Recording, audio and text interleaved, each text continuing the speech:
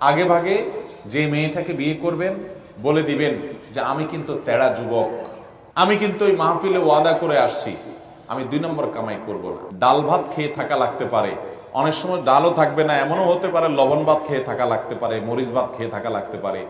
রাজি থাকলে আসো, এগুলা কোনো মুখরোচক গল্প শোনাচ্ছি না তোমাকে। আমি কিন্তু 2 নম্বর কামাই করব না, অতএব কামাই কম হবে, কষ্ট হবে। চাইলে আসো, আর না হলে এখনো রাস্তা মাপতে পারো। আমাকে আইসা শাড়ি চুড়ির ডিমান্ড দিবা, অন্যান্য চোরদের বউ, ডাকাতদের বউ, দুর্নীতিবাজদের বউ, তারপর রিলিফ চোরদের বউ, হারামখোরদের বউ, তাদের মতো দেখে দেখে কম্পিটিশন করতে পারবা না।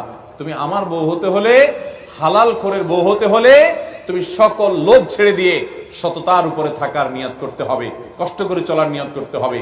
তবে যারা কষ্ট করে চলার নিয়ত করে, আল্লাহ তাআলা এদেরকে সবচেয়ে সুখে রাখেন, শুধু আখিরাতে না, দুনিয়াতেও।